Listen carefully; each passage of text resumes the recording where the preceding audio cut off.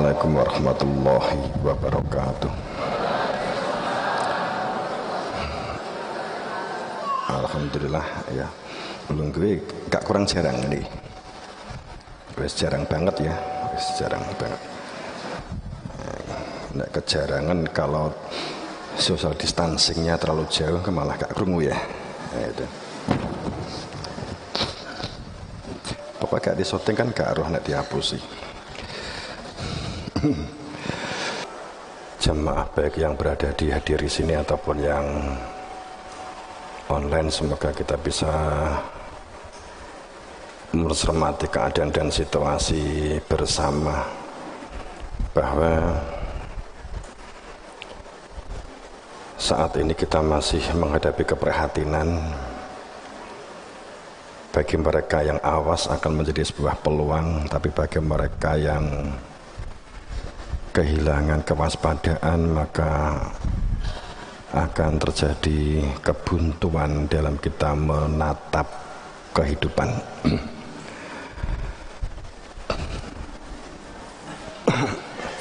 Bahwa pada saat kita berbicara tentang sebuah rukun khotbah, rukun sholat, kewajiban-kewajiban ibadah ritual berkaitan dengan sebuah perilaku syukur yang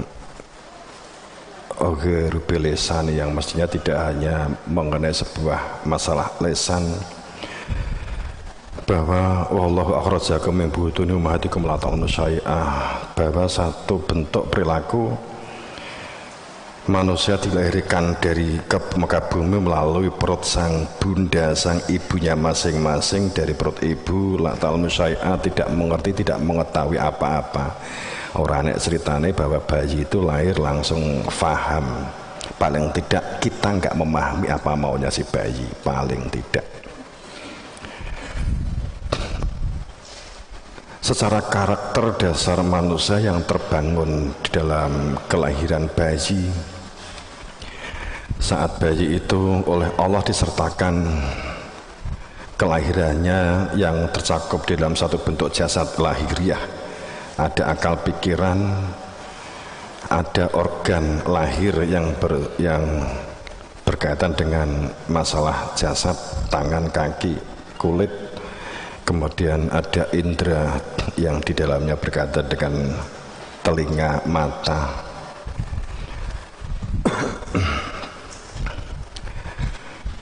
Kemudian ada yang bersifat batini, yang bersifat jasad. Bahwa kemampuan setiap bayi baru lahir adalah sama, memiliki satu kualitas yang sama, sehingga hampir rata-rata bayi yang lahir itu sama, ditandai dengan tangis kelahiran. Tangisnya si bayi itu adalah petanda bahagianya orang tua, tapi kalau tangisnya orang tanda petanda sedihnya si bayi. Nek sing tuwek nangis. Yang sekarang ini banyak orang tua yang menangis karena pandemi,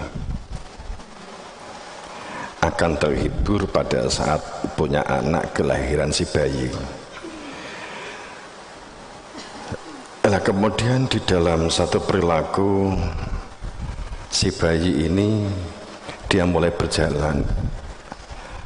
Dia proses-proses yang dia lalui, mulai dari kemampuan melihat, mendengar, berjalan, mulai bisa berbicara. Rata-rata setiap dari kita, dari kelahiran si bayi itu umurnya adalah sama. Dalam rentetan sebelum 1 tahun, 2 tahun, 3 tahun, 4 tahun, rata-rata adalah sama. Mulai ada perbedaan kan setelah tua. Kemampuannya menjadi beda-beda. Ini kan satu, kalau kita membuka tentang jati diri kita terkait dengan keberadaan kita, kapan kamu itu mulai mengenal yang disebut dengan res-res? Kapan kamu mulai mengenal yang disebut dengan iri dengki? Kapan kamu mulai mengenal yang disebut dendam?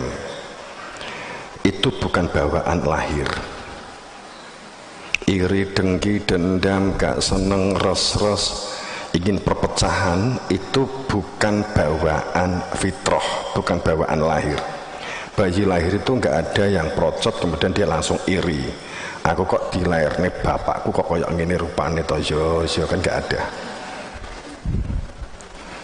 Biasanya bayi lahir itu sing diroh wajahnya bapaknya apa ibu isek.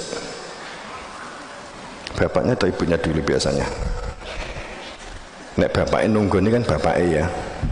Biasanya kan bidane. Bisa jadi kan begitu. Tapi hebatnya tidak ada bayi yang iri. Dia dilahirkan oleh siapapun. Kapan kamu belajar iri? Ingat enggak? Kalau enggak ingat, enggak punya iri ya luar biasa.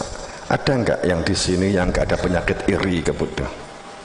Ada enggak di sini? Tapi kalau melihat wajah-wajahnya enggak ada, alhamdulillah. Jadi ini kita syukuri. Bayi itu enggak ada iri, enggak ada dendam, enggak ada keinginan yang reno-reno gitu. Dampaknya luar biasa. Dia mampu tengkorak, kemampuan duduk, berjalan, melihat, meniru pembicaraan sehingga dia bisa berbicara. Itu karena dia nggak ada iri dan dengki itu. Dia bisa ngomong. Kamu masih ingat kapan mulai belajar ngomong? Nggak ingat, pelupa ya. Sama. Jadi pada saat kita melihat fakta bahwa kelahiran itu ternyata kita nggak mengenal negative thinking, adanya positif, nggak mengenal yang namanya putus asa. Bayi itu nggak mengenal yang namanya putus asa.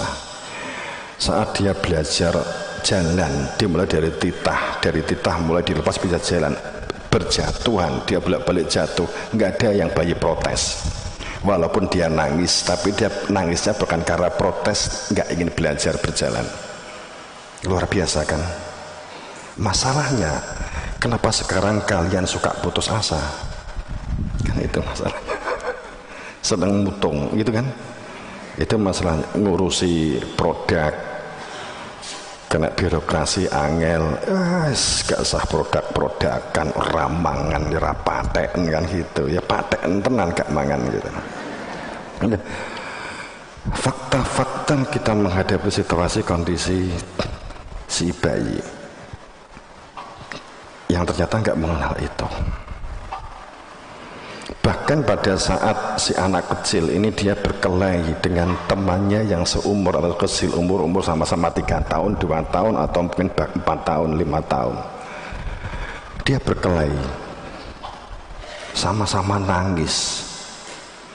Kemudian sesaat kemudian dia sudah rukun kembali, sudah bermain kembali, sudah obat permainan anak-anak kembali. Bener kan?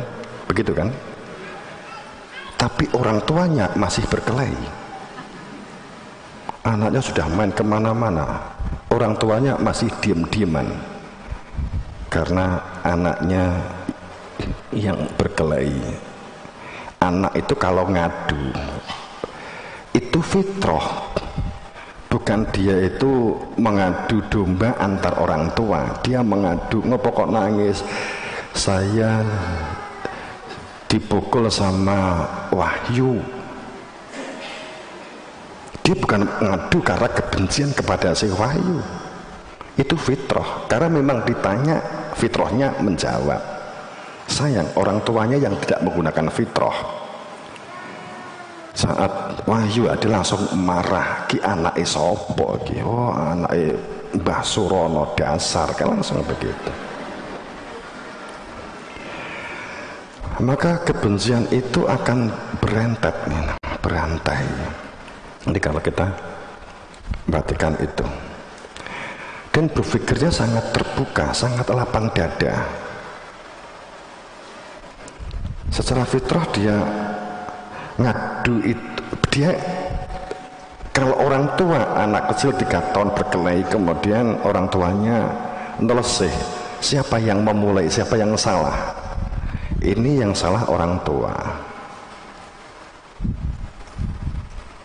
bukan itu.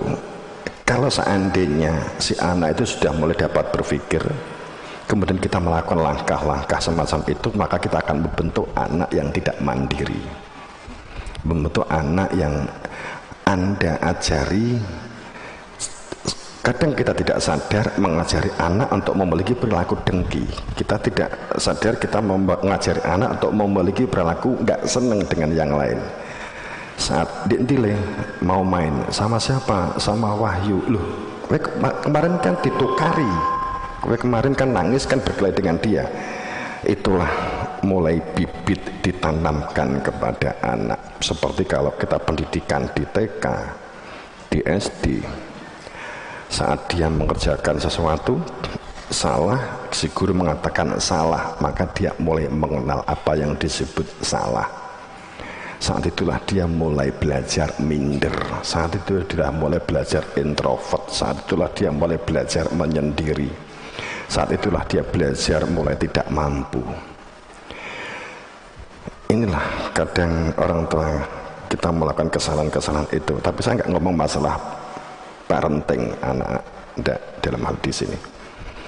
Kita hanya menghadapi fakta, berkata dengan sunnah.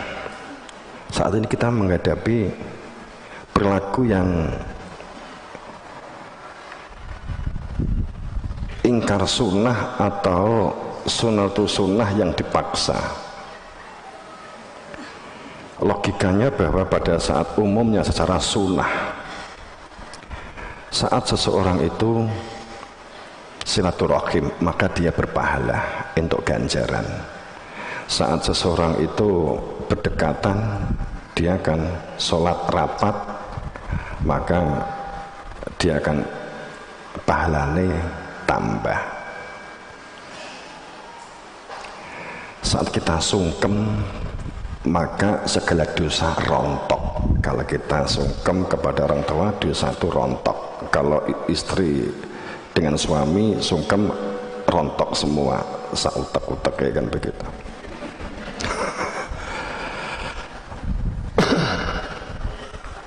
Tapi saat ini nggak bisa kita lakukan.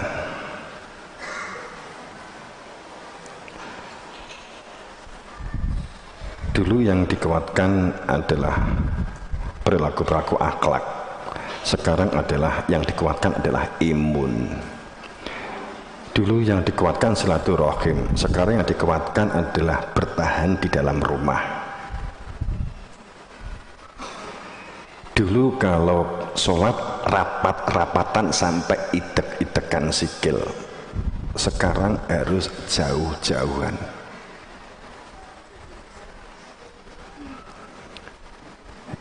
Dulu kalau kita berani terbuka, tapi sekarang kita berbicara sambil menggunakan topeng. Ini kan seperti melawan sunnah keadaan ini. Tapi dasar yang digunakan, jika kamu di satu tempat tidak ada satu makanan halal di situ, maka babi pun menjadi halal. Jika kamu tidak memakan, kamu akan mati. Untuk demi bertahan hidup, saat ini kita mungkin bisa jadi diserupakan dengan itu, bisa jadi, sehingga terjadi ketakutan, kepanikan, sebuah pandemi atau virus. Ada apa dengan cinta? Sehingga yang disalahkan itu kan ikatan al-hub, ikatan cinta.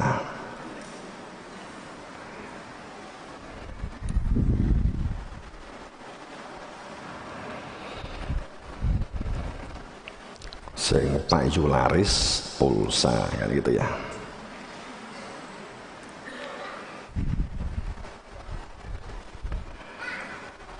Jadi perilaku syukur itu adalah perilaku awalnya sebuah ritual ibadah. Sholat Allahu Akbar, Bismillahirrahmanirrahim, kabira walhamdulillah. Kabira walhamdulillah itu kan baca kabiro itu kan sunnah gitu ya.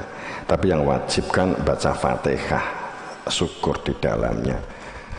Saat kita Allahu Akbar itu sesungguhnya wujud syukur.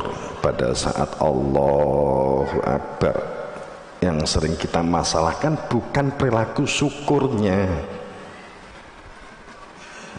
Sayang, maunya sunatullah wa sunatul rasul itu Allah telah memberikan telinga, Allah telah memberikan mata, Allah telah meletakkan otak. Ini dengan Allahu Akbar, gunakan bahwa otak itu digunakan untuk berpikir rasional, tafakur fi anfusihim, tafakur mengenai keberadaan sebagai diri, sebagai manusia. Allahu Akbar untuk melalui kemampuan mendengar dan menyimak. Kemampuannya adalah sam'a, bukan mendengar semata-mata, tapi sam'a. Sam'a itu kemampuan mendengar yang memiliki dampak barokah. Sam'a wal absor itu kemampuan menyimak, mendengar dan mencermati yang memiliki pengaruh terhadap sebuah barokah. Barokah itu seseorang yang belajar, berkembang dan meningkat, itu disebut barokah. Jadi kalau kamu di kuburan, jika kamu berkembang dan meningkat, maka itu kamu dapat barokah kuburan. Tapi kalau ternyata kamu di kuburan enggak mendapatkan ini, itu berarti kamu ikut terkubur walaupun tanpa hidup di dunia gitu.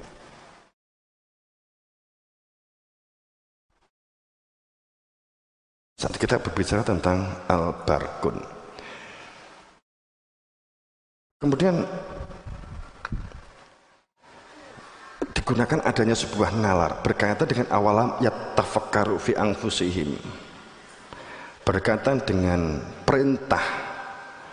Apakah pertanyaan yang tidak memerlukan jawaban, pertanyaan sebagai sindiran, kebangetan kalau enggak kamu lakukan.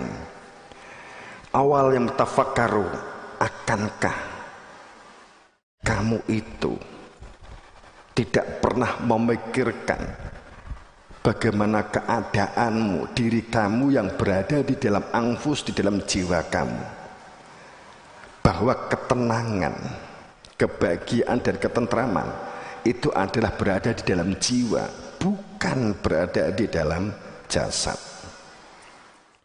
Yang lemuduhir, bukan masalah pengetahuan lahir yang membahagiakan kamu, akan tetapi yang menenteramkan dan yang membahagiakan kamu adalah diri kamu yang berada di dalam anfus. Di situ ada hakikat. Saya tidak menciptakan langit dan bumi dan manusia yang hidup di dunia, itu adalah tanpa adanya hakikat, tanpa adanya al-haq. Dan segala sesuatunya ajali musama, segala sesuatunya ada batas masa pakainya yang disebut dengan umur. Aktsaruhum, kebanyakan dari manusia, liqa rabbihim, pertemuan dengan Tuhannya itu lakafirun, benar-benar mengingkari. Kita maknai begini, lakafirun benar-benar menutup, mengcover, sehingga pada saat kita berbicara perihal tutupan ayat di dalam surat Rum 878, ada satu ungkapan bahwa kebanyakan manusia pertemuan dengan Tuhan itu menutup. Kalau kita menggunakan kalimat kafir, nanti seneng ngafir nih gitu ya. Tapi kita kan nggak ngomong subjek. Nah, kalau kita berbicara tentang kufur kan ketertutupan untuk memperoleh sesuatu yang bersifat anugerah, kemanfaatan. Ini kadung wis bias. Syukur itu syukur itu perkara kuping mripat, Gusti Allah maringi ini. Tapi kita sudah bias, syukur itu perkara sate, perkara pitik. Nah, syukur kan identik. Yuk syukuran itu pasti dalam benak kita itu langsung sopo sing beleh, oh sing beleh kae paling iwak tempe kan gitu. kita sudah diambil alih dalam sebuah fungsi semantik bahasa yang menjadi kembali kepada hanya makna yang lahir. Balilah fa'abud wa kum minasyakirin. Nyatakan Allah kalau memang kamu sadar bersama dengan Allah, fa'abud, maka benar-benar memiliki perilaku hamba, supaya apa yang telah saya letakkan sebagai telinga, mata, dan otak tidak berhenti hanya sebagai hiasan. Fa'abud wakun, supaya terjadi keadaan dan situasi kehidupan yang kamu jalani itu minasyakirin, menjadi orang-orang yang selalu bersyukur. Minasyakirin, maka kamu menjadi hamba yang beruntung. Maka satu ikatan bahwa alhamdulillah, keterpujian itu lillah, khususiyah hanya untuk Allah Subhanahu wa ta'ala. Kalimatnya itu alhamdulillah, terpuji bagi Allah. Tapi kalimat lam itu majrur, maknanya khususiyah, fokus. Itu berarti harus kita kenali. Sebab tanpa kita mengenali, walam yakulati yad'u min duni syafa'ah, perbuatan yang kita lakukan, syukur itu sunatullah. Sunatullah itu dibahasakan alam, seringnya begitu. Bencana alam itu sebenarnya sunatullah. Tapi saat dikatakan, oh ini bencana alam, nggak ada kaitannya dengan agama, rancu lagi kan begitu. Banyak loh para ahli itu kalau ada bencana jangan dikaitkan dengan agama, iya kan? Dikarenakan agama dimaknai ini, dimaknai pakaian, dimaknai sorban, dimaknai sarung, dimaknai sholat, poso, zakat, kaji. Saat kamu bisnis, saat kamu dagang, saat kamu di pasar, bukan beragama, itu berdunia. Ini kan menjadi masalah besar. Sebenarnya permasalahan-permasalahan kita yang lebih pelik dari keadaan yang ada ini memang harus merubah mindset ini. Kalau ini nggak dirubah, pandemi itu nggak akan berhenti kan gitu.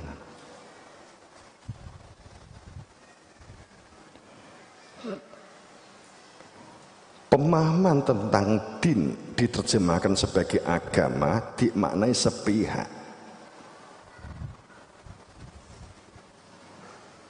yakni hanya yang bersifat ritualitas. Akibatnya semua diukur secara lahiri. Sholawat sekian kali masuk surga sudah menghantarkan seseorang, itu jaminan di dalamnya. Padahal kalau berbicara tentang sebagai ayat, kamu bersolawat berapapun jumlahnya, hanya dengan lesan, wala yamliku ladzi yad'u min dunihi. Min dunihi itu solawatnya mau nganggo cangkem. Dalam bahasa keren itu adalah KKC, kakean cangkem. Pada saat kita menggunakan kalimat wala yamliku ladzi yad'u min dunihi syafa'ah, maka dia tidak akan memperoleh syafaat. Kalau hitungannya hanya sebuah orientasi, hanya lahiriah, maka tidak memperoleh syafaat. Ilaman, mereka yang dapat memperoleh syafaat itu adalah menungso manusia yang syahida, yang mengokohkan persahadatannya, persaksiannya secara kokoh. diwujudkan dalam kehidupan sehari-hari sebagai realisasi persaksiannya itu bil haq, atas dan kesadaran bersama dengan al haq, kebenaran. Wahum ya lamun, dan mereka itu berada di dalam ilmu. Mereka bergerak dengan ilmu. Wa makana li nafsin an tu'mina ila bi'iznillah, sebab orang yang beriman kepada Allah, keadaan diri di dalam jiwa itu hanya masalahnya iman kepada Allah. Li nafsin antuk, menggunakan an takkid makrifah, antuk minabillah, dengan benar dan nyata, dinyatakan dengan sesungguhnya, tu'minu hadap-hadapan, tu'minu hadap-hadapan, imannya itu kenal, tu'minu billah, maka kehidupannya akan bersama dengan Allah, ada kehadiran di aktivitas yang dilakukan di dalam hatinya. Itu untuk memiliki tingkat keimanan itu hanya ada satu prasyarat, biiznillah, hanya dengan stempelnya Allah. Yang menjadi masalah,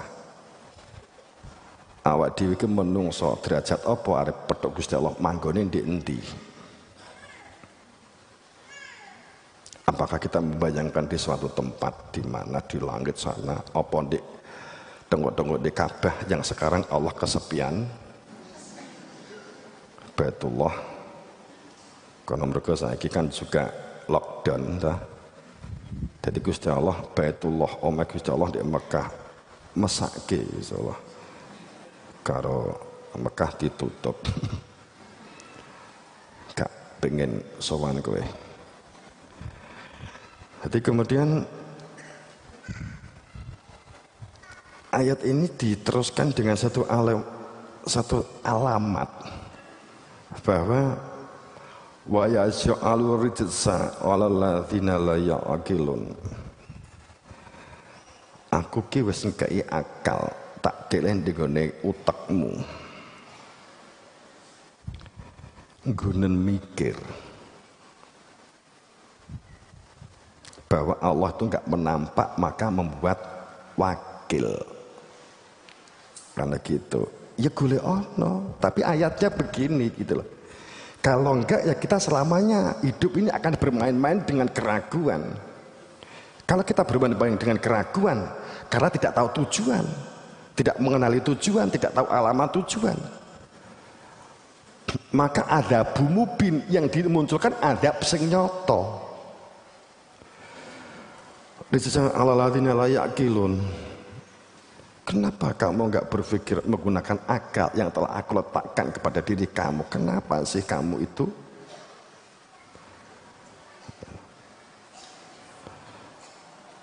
Memang apakah kamu memilih hukum jahiliyah? Afahukumul jahiliyah? Ya bahun. Apakah kamu memilih hukum jahiliyah, hukum buta, hukum yang digunakan hanya hukum dengan prasangka, yang sesungguhnya kamu gak mengetahui apa-apa? Itukah yang kamu mau sehingga menjadi orang yang dolim?